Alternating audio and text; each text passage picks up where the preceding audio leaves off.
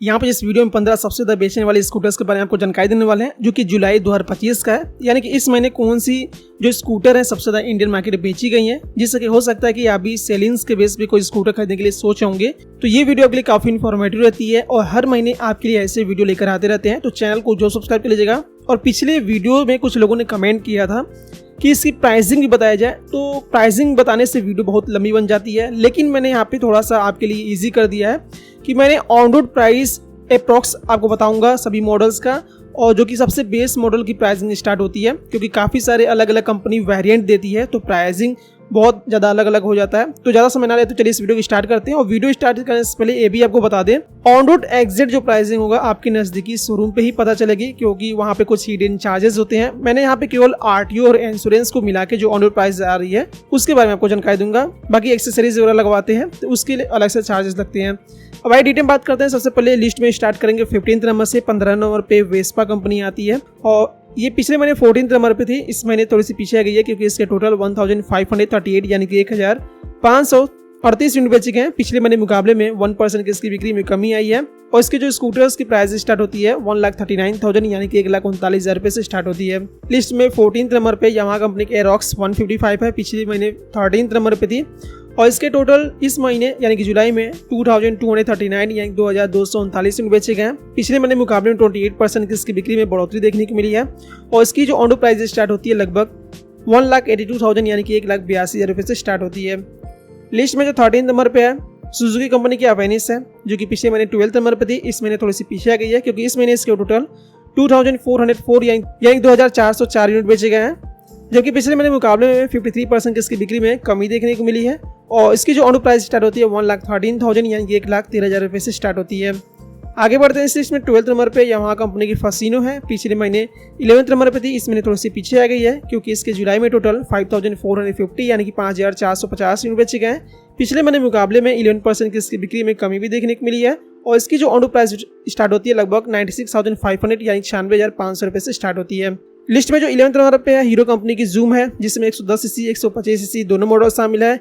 और 125 CC showrooms पे जल्दी अवेलेबल ही नहीं हो पा रहा है, क्योंकि मैंने काफ़ी सारे शोरूम्स पे पता किया है, अपने नज़दीकी जो भी शोरूम्स है कहीं पे भी अवेलेबल नहीं है। पिछले महीने 50 नंबर पे थी, इस महीने इसकी बिक्री थोड़ी सी अच्छी हुई है, तो 15 नंबर से सीधे 11वें नंबर पे आ गई है। इसके टोटल 6,543 यानी कि 6,543 यूनिट बेचे गए हैं, जबकि पिछले महीने मुकाबले में 575% की इसकी बिक्री में बढ़ोतरी देखने को मिली है। और इसकी जो ऑन रोड प्राइस स्टार्ट होती है 92,000 यानी कि 92,000 रुपये से स्टार्ट होती है।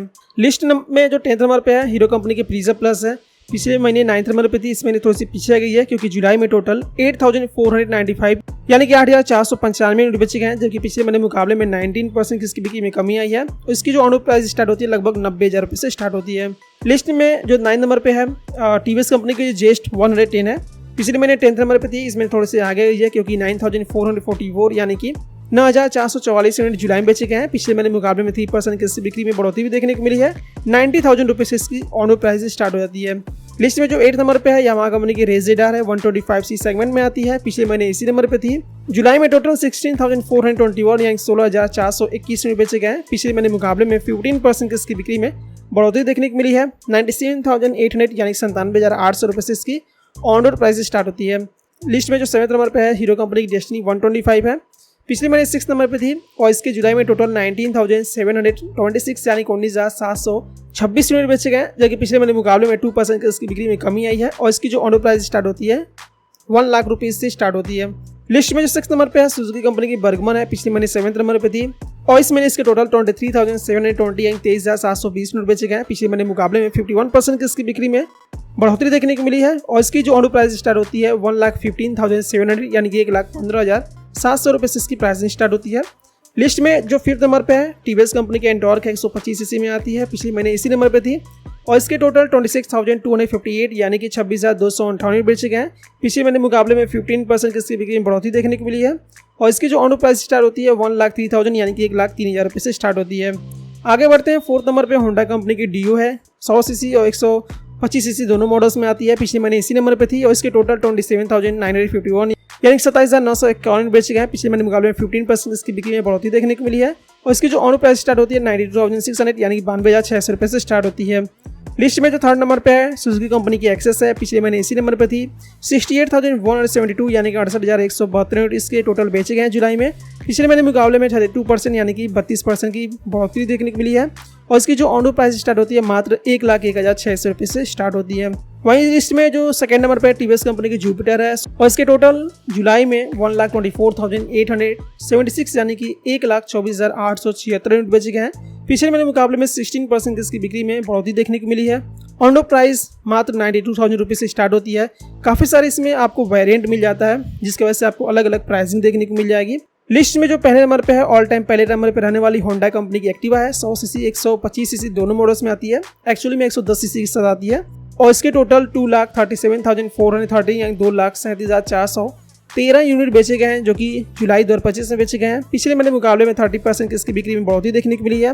और इसकी जो ऑन रोड प्राइस स्टार्ट होती है 97,500 रुपये से स्टार्ट होती है। अलग अलग वेरिएंट का अलग अलग प्राइसिंग देखने को मिल जाएगा। मैंने इसके ऊपर डिटेल वीडियो बनाया हुआ है हर एक मॉडल्स का एक्टिवा के ऊपर, तो वो वीडियो देखना चाहते हैं तो कमेंट बॉक्स में पूछ सकते हैं, लिंक आपको दे देंगे। तो ये 15 ऐसे स्कूटर हैं जो कि इंडियन मार्केट में इन दिनों काफ़ी अच्छी मात्रा बेची जा रही है। इस महीने देखेंगे तो कुछ ज़्यादातर जो स्कूटर्स हैं उनकी बिक्री में बढ़ोतरी देखने को मिली है।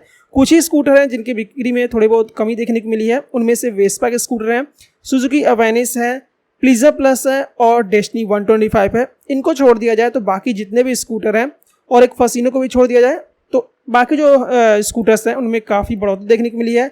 जूम की बिक्री काफ़ी अच्छी हुई है उसके पिछले महीने मुकाबले में। और ओवरऑल देखा जाए तो सुजुकी एक्सेस और एक्टिवा की जो सेल्स है कहीं ना कहीं दिन प्रतिदिन बढ़ती जा रही है। तो ये आपको ऐसे स्कूटर्स मिल जाते हैं जो कि इंडियन मार्केट में सबसे ज़्यादा बेची गई है। कौन सा आपने परचेस किया या फिर खरीदने के लिए सोच होंगे कमेंट बॉक्स में जरूर बताइएगा। और ऐसे इन्फॉर्मेटिव वीडियो देखने के लिए चैनल को जो सब्सक्राइब कर लीजिएगा। Thank you friends, thanks for watching.